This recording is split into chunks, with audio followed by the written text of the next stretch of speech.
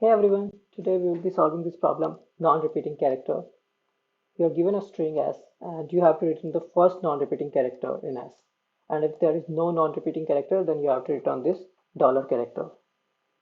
So you are given a string and you have to find out the first character which is appearing once and only once. So non-repeating character means the one that is appearing once and only once. And if there are multiple characters appearing only once, then you have to find out the first character, which is the leftmost among them in the string. And if all of them are repeating in the string, then you have to return this dollar character. So for example, in this case, since H is non-repeating, so H will be the answer because it is also first non-repeating character. In this case, Z is repeating, X is repeating, V is repeating, C is not repeating. So C is the leftmost character which is non-repeating, so C will be the answer, right? So this is very similar to, and actually an easier version of the problem we recently solved a few days back. That is the first non-repeating character in the stream. So you should check out that video. You can find it on the I button of this video. So let's solve this problem. First thing we want to make sure is that the frequency of the character should be 1. In this video, I will use either the term frequency or the term count. Both of them would only mean the number of times a character is appearing in the string.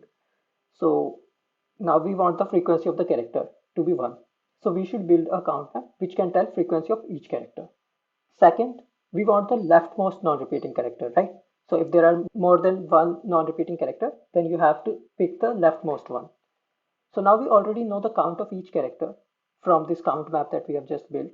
So we can just traverse the string from left to right, and whenever we see a character with frequency equals 1, we will stop and return that character because that is your first character in the string with frequency equals 1, or the first character in the string that is non-repeating. And if we do not find any of the character with frequency equals 1, that is we reach the end of the string while traversing from left to right, then we simply return dollar character because that means there is no character in the string which is not repeating. So second step is to traverse left to right to find the character with count equals 1.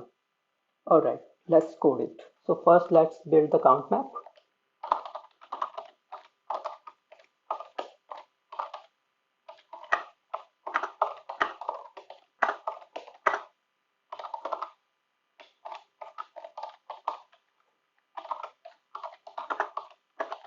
So for each character in string, we will increment this count for this particular character. Now next step is to traverse from left to right to find the character with count equals 1.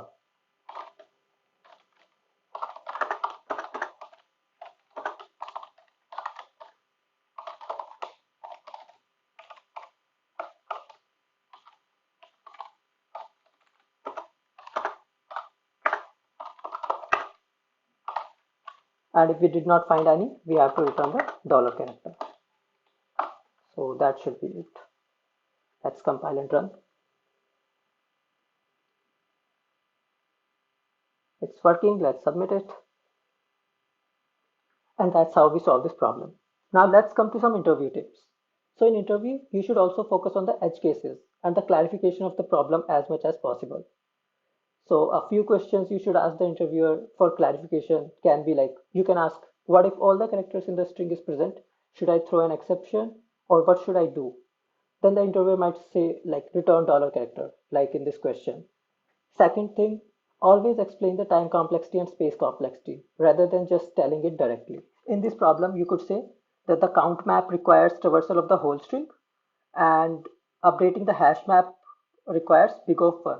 So overall time complexity for this first step would be big O of n. And after that, we need to traverse the string from left to right to find the first character. So that is also big O of n. So overall time complexity would be big O of n in this problem. That is how you need to explain. And for space complexity, you can say that in our approach, the extra space that we use is just the hash map. And in hash map, it depends on the number of keys we are storing. So number of keys in this hash map will be equal to the number of distinct characters in the string. So it will be number of distinct characters.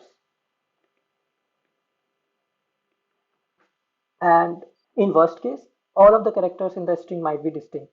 So in that case, it would be big O of n, worst case.